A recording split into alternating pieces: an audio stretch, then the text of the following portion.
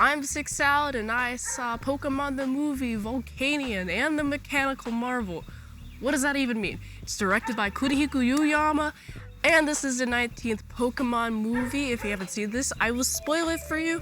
This episode is sponsored by viewers like you, and also by Linktree. You can check that out after the review. This movie starts unlike the other Pokemon movies from like the past couple, where those Pokemon movies focus on a Pokemon and then expand out to like Ash and Friends. This one starts off with like Ash and Friends, and they're having a nice little picnic, and then we see Volcanion has a little a wristband, and then Ash has that band on his stomach too when Volcanion falls from the sky.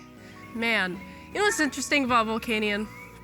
Volcanion pretty much consistently throughout the movie is like, oh, I hate humans so much. Kind of reminds me of another Pokemon movie where the guy hates humans first. I can't really think of which one it is though. Dave, if you know, let me know what it is here. But yeah, another instance of Pokemon hating humans.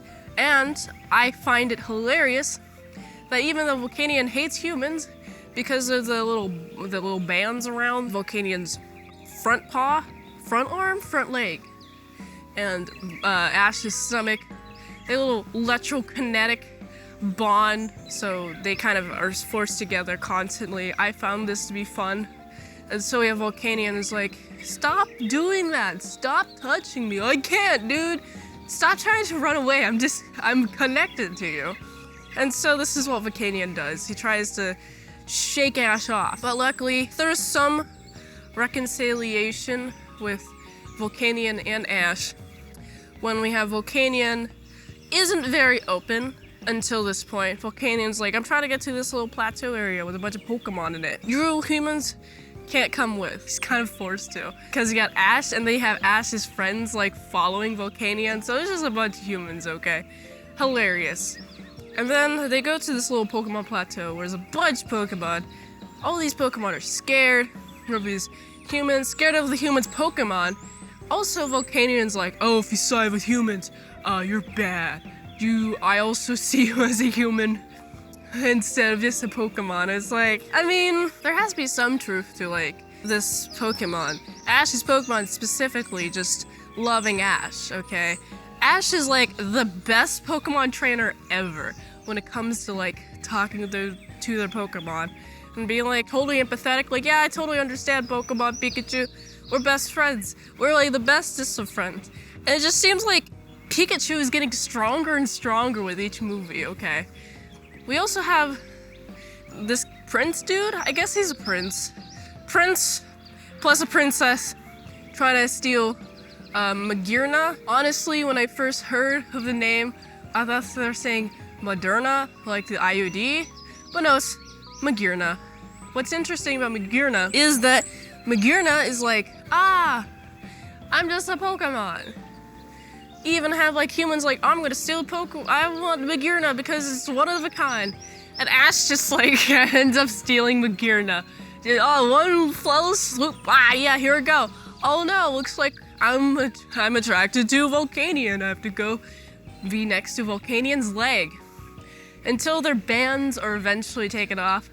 I gotta be honest, I definitely missed the scene in which their bands were taken off. But I must have just missed that scene because they're still like together even when their bands are gone. I think it's at some point Volcanion realizes how much Ash just loves Pokemon and wants to help Pokemon, is like not willing to lie. Also, I mentioned Prince and Princess, they're still trying to get Magearna. They're trying to get like the Magearna's like heart thing so that they can have their part of their wall float. Which movie is this? This is Pokemon Black and Pokemon White. This is just what happens in those movies, but with a different generation. So it's interesting how they're doing this gimmick yet again, and they have to take this little soul thing and bring Magearna back to life, because also it's interesting about this movie, compared to Pokemon Black and White the movies, Team Rocket has a more involved role, okay? Team Rocket is involved in trying to like dupe Ash and friends, but they're not very good at it. Also, Meowth gets captured and Meowth has empathy.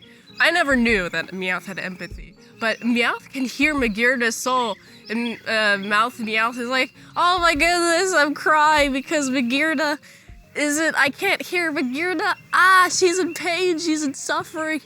Ah, it's like, oh boy.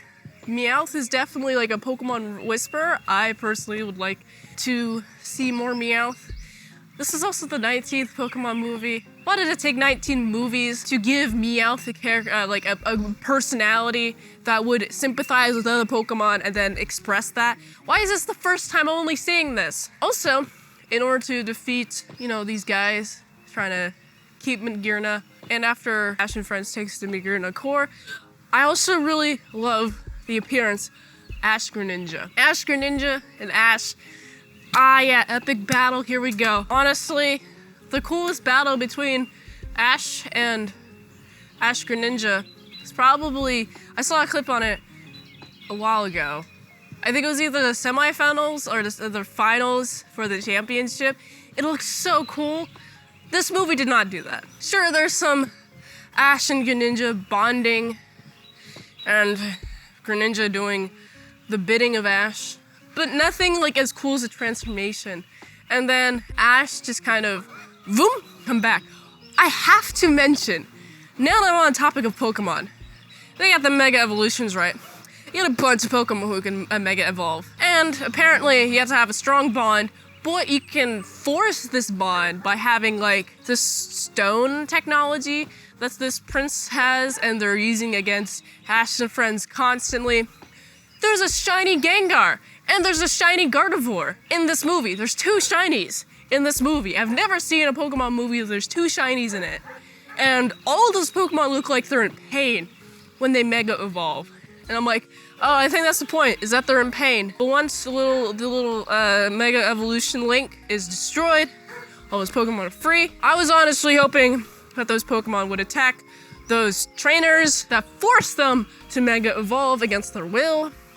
Because you gotta have some sort of nice little bond. And it's mentioned many times that the prince and princess don't really have a bond with these Pokemon that Mega Evolve, blah, blah. Wow, words are not my specialty ever. So, you got the bond to Mega Evolve. The prince, princess, plus their people, stuff like that. There's a guy with like purple hair. He looks pretty sinister. I didn't catch his name because honestly, the coolest thing about this movie, other than Volcanion having to redo his water every time, I'm like, oh man, that's a cool Pokemon. I think Volcanion is a water fire type? What type is Volcanion? He's a water type, for sure, because he has water blasts. I think he's also a fire type because he has steam, and very rarely fire blasts out of him. Like, why isn't he using the fire more if he's a fire type? Unless he's not. Correct me if I'm wrong here, Dave. But Volcanion is pretty cool. Or like how he can just have his arm things just connect at the top, and it's completely out of the way. It's pretty nice. And then when he needs it, he's like, pretty epic, awesome stuff. Do I care about the other Pokemon other than the shinies, other than the cool Mega Evolutions? Not in particular. Also, Team Rocket and it's Team Rocket are given Pokemon to Mega Evolve. That's cool. They're not really much of a threat though. There never is. I feel like in this season of anime, at some point they get dark suits, they get black suits and are more of a threat. I think that's just in the anime though, and I want to see it reflected in the movies. I haven't really seen much of this generation anime.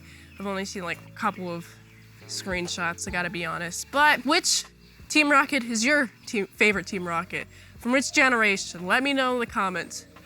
Other than the character progression of Volcanion, I feel like there's more character progression of him than anything. We get to understand like why he likes Pokemon more than humans. Humans have just lied to him. And also he has a fondness for Magearna, which is pretty nice. I think Magearna is a steel fairy type. It's pretty neat. I like Magearna. Magearna is pretty cool. And that Ash is just cool all around.